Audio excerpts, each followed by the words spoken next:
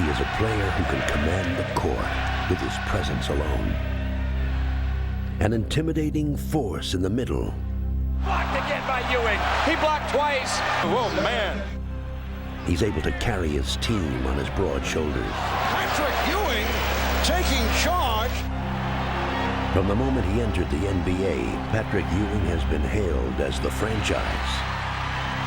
And he's never backed down from the pressure that the role of savior can bring. Patrick Ewing. Meeting the challenges head-on, Patrick Ewing has faced his destiny and stood tall.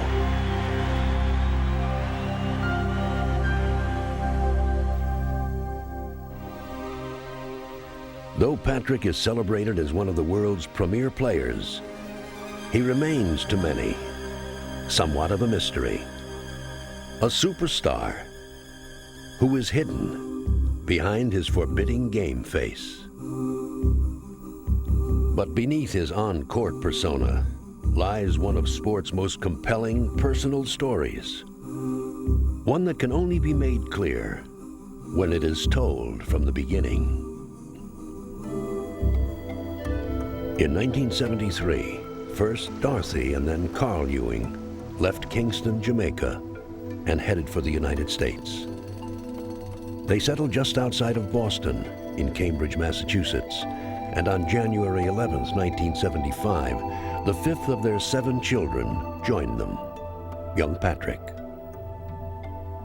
You know, you hear about America, you know, like, well, you don't come over here, you're gonna make it, you're gonna do this, you know, you dream. But on the other hand, I was also sad because, you know, I love Jamaica, and I was gonna leave my grandmother and some of my sisters behind. Though he came to his new home with high hopes, he faced a difficult adjustment. When you're 6'1" in the 7th grade, coming from a country that has a different dialect and language per se, that type of a transition takes time to become adjusted to. But Patrick didn't have to look any further than his own home for guidance. Patrick's mother wanted her family to come to America and live here, so she worked to make it possible. She worked at the Mass General Hospital day and night. So I think the kids, Patrick being one of them, learned that if you want something, you had to work. Following his mother's lead, Patrick attacked his schoolwork with that same determination. When a teacher explained something and he did not understand the answer, he raised his hand. And he would say, "Would you repeat that, please?" You would repeat it. If Patrick didn't understand it the second time, he would raise his hand and say, "Would you repeat that, please?" And once Patrick stopped raising his hand, he knew what you were trying to teach him, and you never had to worry about teaching him that again. But while Patrick pursued his academic goals, his destiny pursued him. You know, there's a park across the street from my house, and I was watching these guys playing, and they asked me if I wanted to play. And I said, you know, sure, but I don't know how to play. But they said it was okay because they just needed an extra body, so I played. I liked it. I mean, it was hard, it was rough at first. That's when they really started teasing me because I was so tall they couldn't play that well. I think at first he was somewhat frustrated, but once he started to see a little improvement, he wanted a lot of improvement. At age 14, the now 6'5" Patrick got his first taste of organized basketball with the Cambridge Ringe and Latin High School team.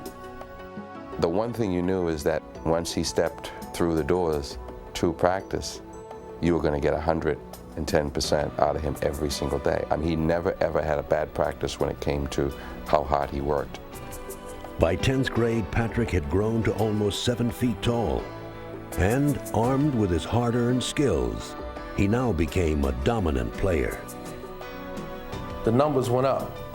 30 points, 40 points, 25, 30 rebounds. The numbers went up. Leading his team to a state championship as a sophomore, Patrick became a local celebrity. But with his fame came jealousy. You used to read in the paper all the times, the kids would say, hey, it's not fair, you have Patrick Ewing. Well, they were right. Patrick Ewing was so far and above better than these other players. And there was a lot of animosity in the city because of it. There was a lot of bad feelings. When you're tall and black, you know, you're a target, and you're a pretty big target. Without warning, Patrick found himself the object of vicious taunting. They was holding up signs, Pat, you can't read. It was crazy. Going to some of the gymnasiums and hearing the words that were used, and I hate the word nigger, and it was used at some point. All those things, I think, really hurt Pat. At first, Patrick reacted as most young men would. You know, you got to stand up for your right. You know, once people see you doing that, then they'll leave you alone. But as he saw that the jeers would not go away, he responded with a wisdom beyond his years. What I've watched Patrick do is to adjust to difficult conditions and then face them, which is what good leaders do. I think the basketball gave him the opportunity to release a lot of his tension and frustration. So eventually what he did was he took it out on everybody he played against. Oh, we loved it. I mean, we love going to other places, you know, people booing you. You know, you thrive off that, you know, make you want to beat the other team even harder. Patrick would lead his team to an incredible 77-1 record and 3 consecutive state championships. He was now known as the nation's top high school player, and he was hotly recruited by every major college, including those in his hometown of Boston. Some of those people that maybe were booing him and yelling things at him before suddenly thought, well, hey, this would be pretty cool if we can get Patrick Ewing to play in Boston. Everywhere Patrick went, he felt the pressure to play at home.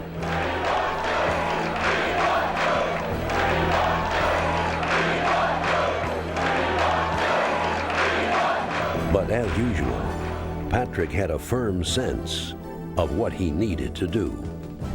You know, I felt that, you know, in order for me to grow as a person, I had to get away from home. After considering all the fact, my decision is to attend Georgetown University.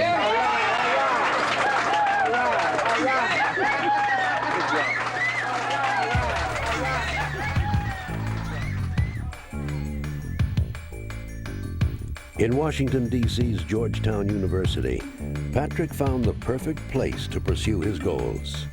And in Coach John Thompson, he found the ideal mentor to help him. I can remember the day he came in, and you know, I was just sitting there mesmerized. You know, my mouth was a gateway of my eye. You know, the way he spoke, he was a very good speaker, very articulate, and you know, he was a center. A former NBA player, Thompson was the ideal coach for Patrick. He would instantly install him as the centerpiece of his team. And though just a freshman, Patrick eagerly shouldered the burden. Ewing send it in, Patrick. Blocked by Ewing. Amazing. Here's another one. Another block by Ewing. Double team baseline gets it off for Ewing. Addison, 2. It didn't take Patrick long to reward Coach Thompson's faith as he quickly grew into his role. When he came to Georgetown, not only did he lead by word, he also led by example, by his work ethic. Every time he walked out on the floor, whether it was the practice floor or whether it was the game floor, he always came to work hard and always came to play. The Hoyas would follow their young leader all the way to the NCAA Finals, where they would face North Carolina and college basketball's most talented trio, featuring Sam Perkins, James Worthy, and Michael Jordan.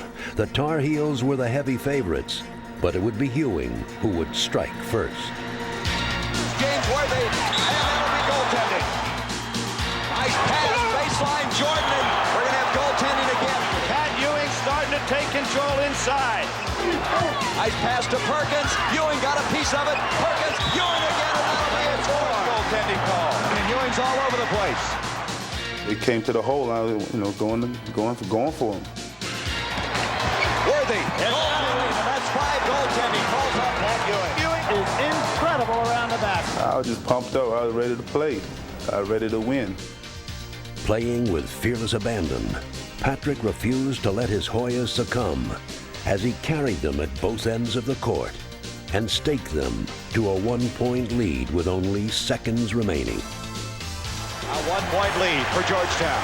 The tie, 18. Shot, Jordan, Michael Jordan, 14 seconds. Third round. Look for Sleepy Floyd. Oh, he threw it to the wrong man. He threw it to Worthy. It's over. It's over. Despite their heart-rending defeat, Ewing's Hoyas had made a grand entrance onto the national stage. With their bold play, they had captured the attention of fans across the country and become an instant media sensation. A lot of hype, you know, they built it up. It was so, you know, so big. But with their new fame came new problems. As John Thompson tried to shield his young team from public scrutiny, the press responded with angry reprisals, and, as usual, the center of the storm was Patrick Ewing. They criticized Coach Thompson, they criticized Patrick. They would sometimes say we were physical, we were, you know, the Hoya paranoid. I mean, they said everything. But as he had learned from his days in high school, Patrick reacted by calmly ignoring his critics and focusing steadfastly on his goals. He was not a person who sat there and said, oh, what they wrote about me was wrong, or what they said about me was incorrect. Somebody's got to jump up and explain that to him. You know, Patrick has never been that kind of person. I didn't care what, you know, people on the outside was thinking. You know, just as long as in our family that we were close together, we knew what we had to do. We had to go out and play hard, play good defense, and win ball games. That was it. But the challenges that he faced in his early years at Georgetown would pale in comparison to what he confronted as he prepared for his junior season. Somebody told me Coach Thompson wanted to see me. And I'm like, you know, what's going on? So I went into the office and, you know, he told me to call home. And, you know, the way that he said it and the way that he looked, I knew something was wrong. And I just started crying, you know, tears started coming down my eye. I called home. Then my little sister answered the phone, and, you know, she told me that my mother had passed.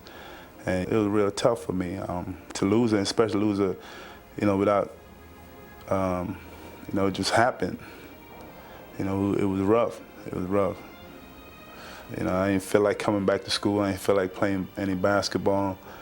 Matter of fact, I was gonna quit. But my family taught me into, you know, coming back, saying, you know, that she would want me to come back and to get my degree and to continue to play, because, you know, that she knew that I loved it so much. So you know, I decided to come back. He returned back to school with a lot of burden and never said one blessed word, and fulfilled his obligation in the classroom and played as hard as he possibly could. Patrick would once again deal with adversity by channeling his emotions into his play. Attacking his opponents with renewed ferocity, he helped make his Hoyas into the nation's most intimidating team. He is mobile. Oh, another block by Ewing. A message. Look at that block by Ewing, and it's all Georgetown ball. What effort by Ewing. Blocked by Ewing. Guys were scared of him. I mean, around the country, when you get in the paint against Patrick Ewing, it was very intimidating, to be quite honest. Playing with an unquenchable desire, Patrick would again lead his Hoyas into the NCAA finals. But this time, he would refuse to let them lose. Patrick Ewing could not jump so. Beautiful by Ewing. Oh, did he time that perfectly. Outdueling Hakeem Olajuwon and his Houston Cougars, Ewing gave Georgetown its first national championship. Pat Ewing has been absolutely awesome. It's over! It's over! Georgetown, that's the ball game, the national champion. They feel so, you know, good. We worked so hard to get here, you know, we finally won it. We just feel, you know, feels great. For Patrick, the following year would be one of the most eventful of his life. He would win an Olympic gold medal, take his team to the national championship game for an incredible third time in 4 years, and win college basketball's Player of the Year award. But for him, the most important accomplishment was yet to come, fulfilling the dream that he and his parents had cherished. He would graduate. And I remember one time going and talking with his mother. I told her I felt it was my responsibility to let you know that this young man is capable of making a lot of money if he were to leave Georgetown. And she slammed on the table and said that she wanted him to get a degree and that she wanted him to stay in school.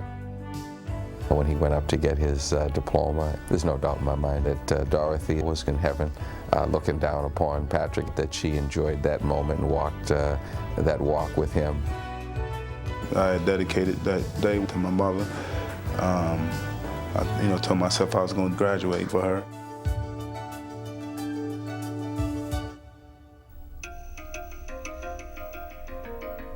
Ewing's stellar career had made him college basketball's most celebrated player. Now he would find himself heralded as the NBA's biggest new star. 7 teams had qualified to participate in the draft lottery for his rights, and each dreamed of Patrick as their new savior.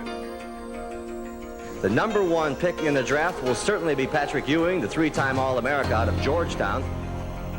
Ewing was the key at that time, and everybody knew going into the lottery that if you could get Ewing, you got a franchise player for the next 12, 14 years. I wanted to go to New York. New York was my first choice. And as each successive pick unfolded, Ewing and the Knicks moved closer to a mutual destiny. Yeah, I really didn't get nervous until it got down to the last 3. And then all of a sudden, boy, I started sweating. I said, my God, we got a chance. With 2 teams remaining, Ewing would either be a Knick or an Indiana Pacer. I was let it be New York.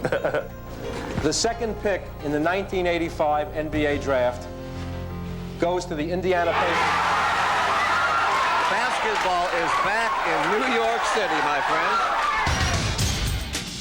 In Ewing, Knick fans saw a hero to revive their once proud franchise and quickly thrust him into the New York spotlight, long before he took the court. He's going to take us to the championship in New York. They see Patrick Ewing, the star of the Big East, come into New York, and they expected a championship right away. His much-anticipated professional debut was the hottest ticket in town, and it was only fitting that it came against Moses Malone, the league's most dominant center. Third year. Misses, and Ewing says hello to the NBA. Moses just got introduced to Patrick Ewing. Somebody shot the ball, came over his back and got the dunk. That was Patrick Ewing era has begun. Then Moses kicked my butt. It was to be the first of many lessons Ewing would be taught that season, as he would find for the first time that he was unable to dominate at will. So it looks like a frustrating evening building here for Patrick. Though he would manage to win Rookie of the Year, talk of a championship in New York had halted as the Knicks would once again finish in last place. Oh, it was rough. My rookie year, we won 23 games. I got hurt. It was booing us. In his second year, the Knicks would win only 24 games, as Ewing would once again fall prey to injuries and inflated expectations. He'd won on every level, and people expect you to come in and turn the franchise around right away. Well, basketball is a team game, and one person can't do it by himself. And the first couple of years, he had some injuries, and I think the fans got down on him a little bit. I remember one time we had a Patrick Ewing poster night, and I had been hurt, and I came back for that game, and I had a bad game. I remember people ripping the poster up, throwing it on the floor. It was rough. It was rough. But even at the low point of his 2-year pro career, Ewing's confidence remained unshaken. I felt bad for him, and when I finished my post-game remarks, I walked over and I put my arm around him and I said, "You doing okay?" And he looked over and, like he always did, and he said, "I'm fine." And I walked away from him that night thinking this guy's going to be great. Though Patrick remained hopeful, New York fans bordered on despair. And in the anguish of their fallen expectations, they looked to Ewing for an answer. But instead of responding with colorful quips or dramatic statements, he answered in the way he knew best, with stoic determination. He kept a blank face at all times, and he really didn't talk to the media much, but you know he was hurting. You knew. He's got an awful lot of pride. So you knew it, but he never would talk about it. You're not going to change people's perception of you. I'm intense, I'm focused, and I have something to set out to do, and I'm going out to do it. Entering the 1988 season, Patrick prepared to again wage his personal battle to revive his team. But now he would finally get reinforcements. New coach Rick Pitino would install a running game that was perfectly suited to Ewing's full-court prowess. And rookie point guard Mark Jackson would deliver him the ball. Jackson for Ewing. The relationship that we had on the court from the first day of practice, something just clicked. And I knew I was in good shape with Patrick Ewing on the floor with me. Jackson with the step for Ewing. Ewing, good look, layup, good. Jackson with the ball. Oh, Ewing, incredible. You didn't even have to call a play. He knew what I was thinking. I knew what he was thinking. We fed off of one another. The steal by Ewing. Jackson keeping it alive, finding Ewing. With Patrick leading the way, the New York revival began. Alley-oop to Ewing. That'll make the Garden war. Ewing jumping out. And it's a 3-on-1. Here's Ewing. It's all going New York's way again. And as the season drew to a close, the emotionally charged Knicks found themselves challenging for a playoff berth.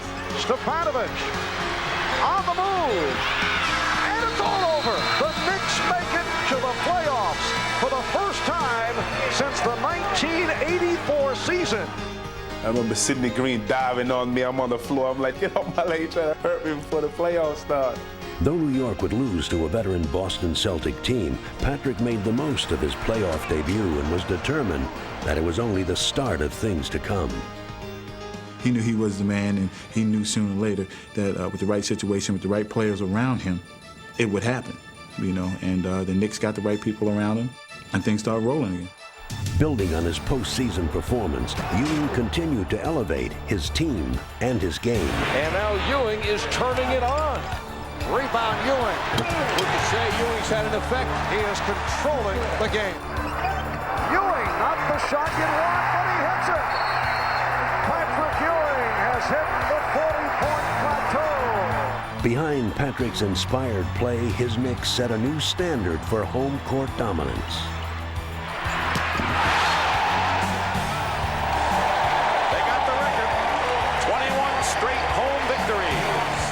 We're going down in the record book as one of the best teams that ever played at Madison Square Garden. And for the first time in 5 years, Patrick gave New York a taste of playoff success.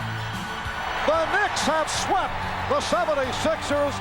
They have reached the East semifinals for the first time since back in 83-84.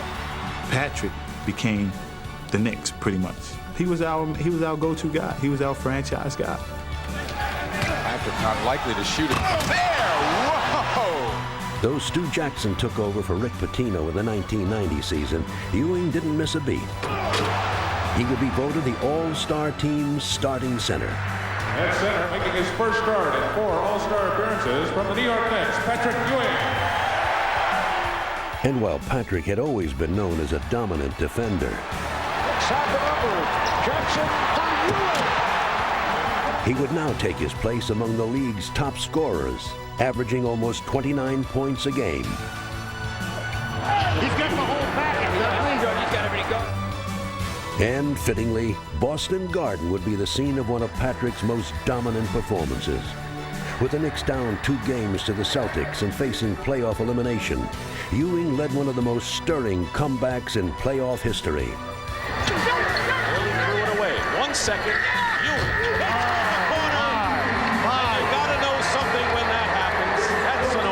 It was great. I remember coming off the court. I had a lot of friends and family at the game, and pointing at them up in the stands. Like, yeah, I told you we was going to do it. It was great. Entering the 1991 season, the Knicks seemed capable of challenging the NBA's elite. And Ewing, beginning his 6th year as a pro, looked forward to completing New York's transformation into a championship contender. But as the season began, the Knicks inexplicably struggled. Oh, what a ridiculous shot. Stu Jackson would be fired 15 games into the season and be replaced by John McLeod. But changing coaches would not prove to be the answer, as the Knicks suffered their first losing season in 3 years, and an embarrassing playoff blowout to the Chicago Bulls. A facial, this one, right at Patrick Ewing. The year would prove especially difficult for Ewing, who in the prime of his career found himself farther away than ever from a championship. Oh, it was rough. It was rough. I mean, we thought that, we were going, go far that year. But, we didn't. To complicate matters, the front office was changing once again.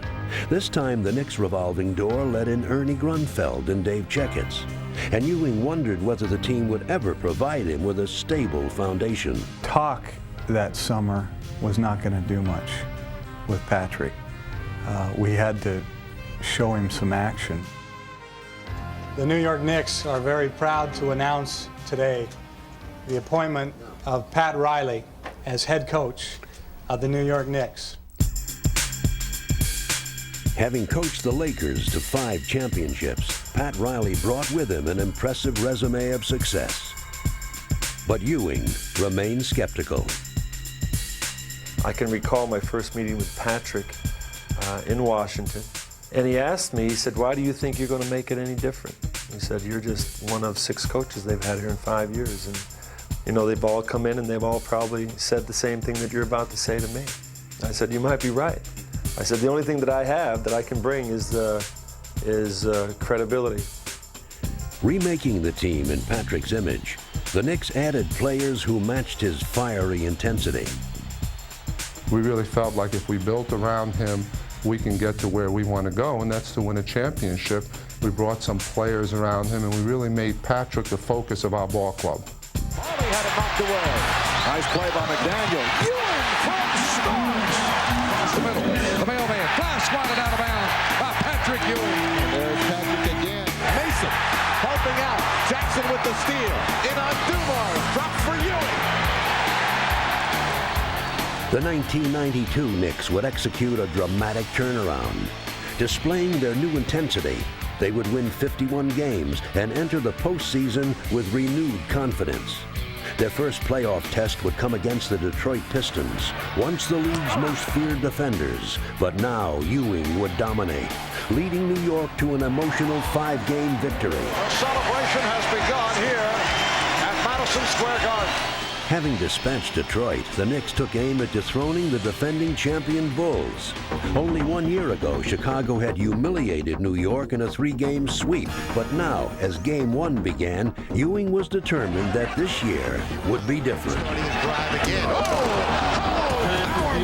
Pippen with the step. Rejected by Ewing. McDaniel fires. And Ewing with the rebound put it in. Patrick Ewing is playing big, way above the rim tonight. He is possessed right now to go get every rebound. Almost single-handedly claiming Game 1 for New York, Ewing served Chicago notice that they were in for the fight of their lives. But we just have to go out and get the job done. And the way we're playing right now, if we continue to play this way, we can't be beat. They don't have anyone who can stop Patrick Ewing, and that's the key. But an aroused Bull team would storm back to take a 3-2 lead and emphatically seize control of the series. He's going to race against Anthony. They're good. What a play by BJ! And the Bulls are 1 win away from defeating the New York Knicks. Heading home to New York for Game 6, the Knicks teetered on the brink of playoff elimination. The Knicks trying to stay alive. The Knicks want to take this back to Chicago Sunday, and the Bulls want it to stop here and now. With the season's defining moment before him, Patrick issued the boldest of declarations to his teammates. I can remember Patrick saying, we're going to do it. I'm going to do whatever it takes for us to do it. And I knew that every time he ever said that, he didn't let anybody down. And as the contest began, Patrick would try valiantly to keep his promise. Pippen with the spin, rejected. Playing with unrelenting determination, Ewing dominated inside and gave the Knicks an 8-point halftime lead. Jackson gives it up. Ewing! Oh, what a play! But late in the third quarter, with Chicago mounting a rally, disaster struck. Ewing from way out. Knicks not getting good shots now. Ewing is hurt. Ewing is down. And Pippen has tied the game at 61. Ewing slow to get up. Left ankle. Patrick was hurt. He went down. It obviously was a bad sprain. Now Patrick Ewing stumbling his way to the bench. With Ewing sidelined, the Knicks' prospects of sending the series back to Chicago seemed to vanish. But with the season slipping away before his eyes, Patrick would not sit idly by and watch. I remember him walking from the bench to the score clock, and I'm turning around looking at him coming back in. As soon as he started walking on the court, I started screaming at him and telling him that they can't stop you. They can't stop you.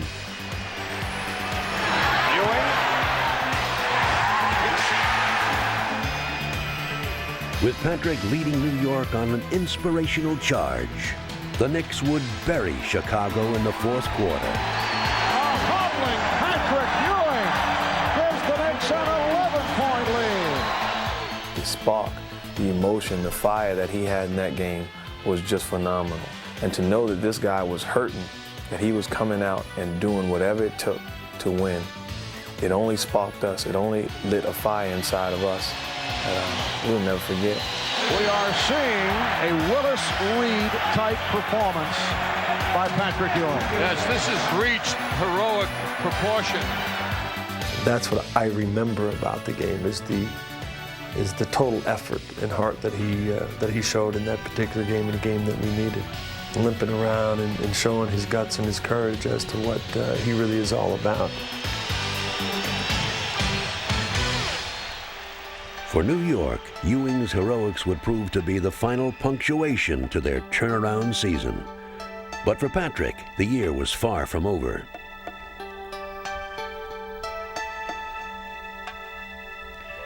He had been chosen to take part in his second Olympics, this time as a member of the fabled Dream Team. It was an honor that placed him as one of the game's 10 best players and sent him off to Barcelona, where he would gain a unique opportunity to spend time with his superstar peers. With all these stars on the team, if it comes down to the last shot, who's gonna take the shot? Me. I know all the guys, but I never got the opportunity to spend a lot of time with them. I thought it would be a great opportunity to do that and cultivate the friendships. His newest friendship would be formed with one of the game's greatest legends. Got to know Larry Bird a lot better. Usually I just know him from the court and talking stuff. We battling. But, he's a great guy. He's down to earth, funny. But I don't think this team could beat our 86 team in Boston. Larry, everybody's talking about the game. That's just because Patrick Ewing's not a real center. Tell me about the Harry and Larry show. Larry? The Harry and Larry show, so everybody just picked up on it. I'm trying to pick his mind. Larry is one of the best players that ever played the game, and I'm trying to pick his mind to see what he did to get himself there. That's a story.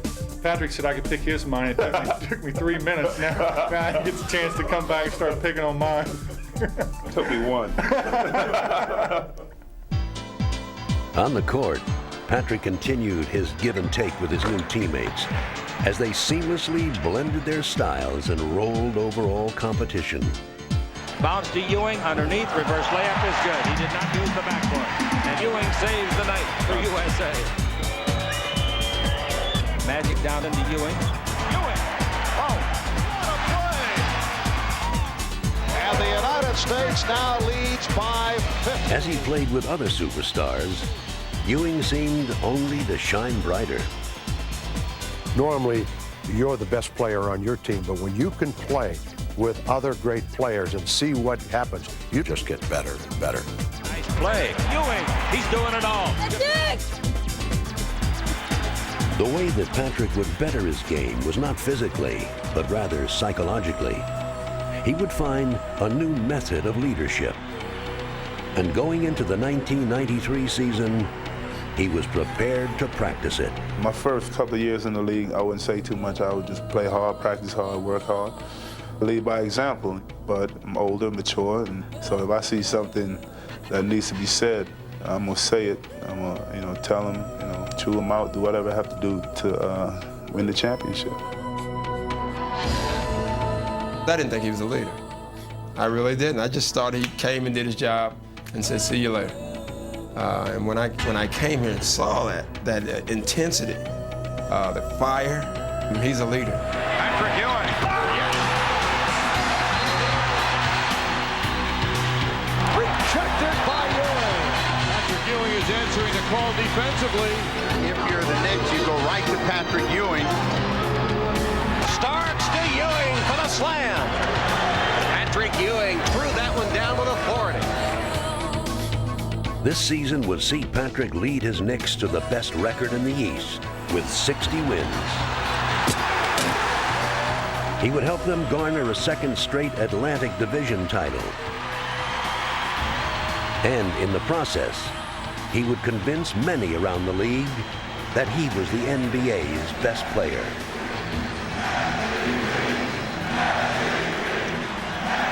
Wearing his heart on his sleeve, Patrick shared his emotions with his fans more than ever before and seemed to enjoy it.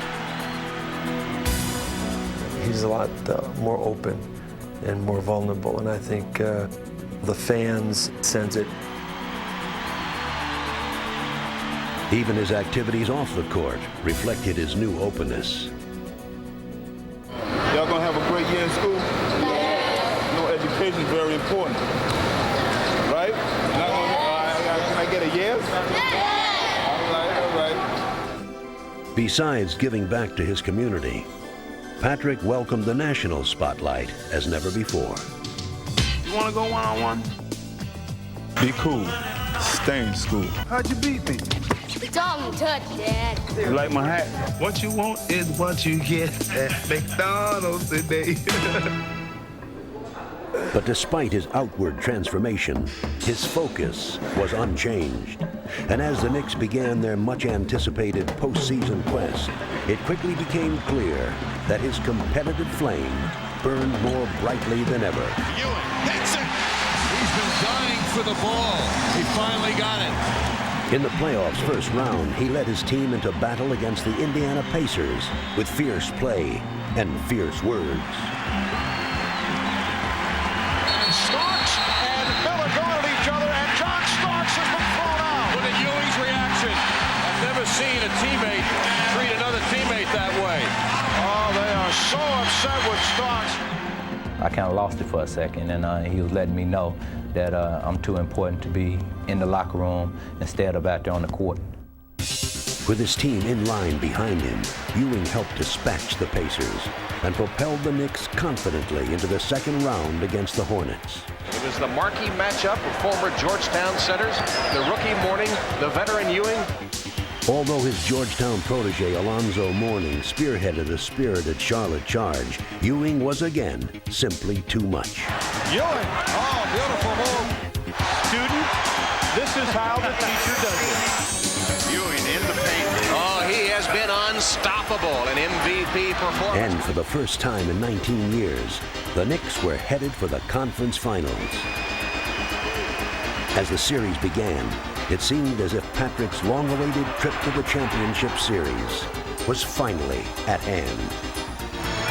Finding Purdue, rejected by Ewing. Playing with breathtaking determination, he carried the Knicks to 2 resounding victories against the defending champions.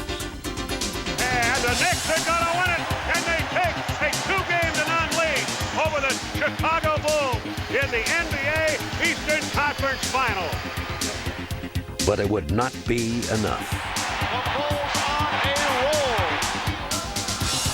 And despite all of Patrick's heroics, the Knicks would eventually succumb in 6 games. Chicago going on to the NBA Finals. I'm very disappointed right now. I thought that this was my year to win the championship. We had it right in the palm of our hands, but we let it slip away. But while Patrick's dreams of a championship remained unfulfilled, his spirit remained strong, and his outlook remained philosophical. No matter what you do, you strive for certain things to get to be the president of the company or whatever. And my profession is to win the championship. That's the thing at the top. I want that ring. But in striving for his goals, he has carved out his own special place in history. I've had an opportunity to coach Kareem and Magic, and I was around and played with Jerry West and Wilt Chamberlain. But I have never been around a guy who works as hard as Patrick. And though he remains intent on achieving his dreams, the success of his personal journey cannot be measured in victories alone. He's a guy that is loyal to his friends, to his family, to his team. He's a great basketball player, but an even better person.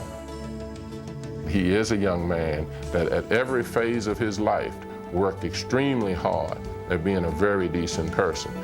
I sum up Patrick with one word: respect. It's a sentiment that is echoed by all those Patrick has touched. An athlete of uncommon perseverance, he has never shrunk from the challenges that his life has presented him, and instead has confronted them with quiet dignity and stood even taller. Patrick! Tony! Get it!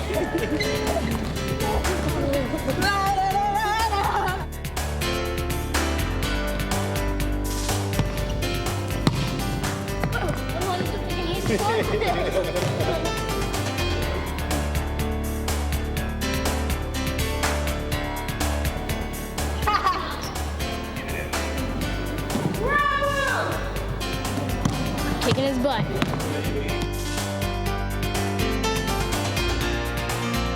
Trying to work this big fella out.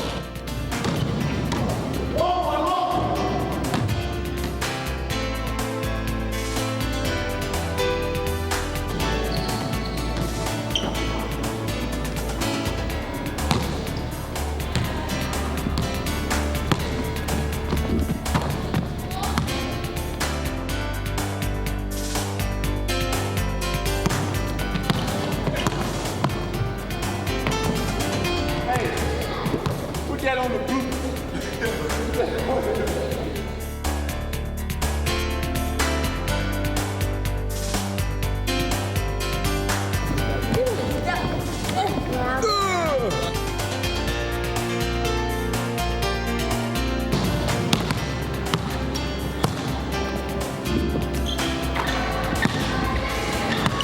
That was lucky.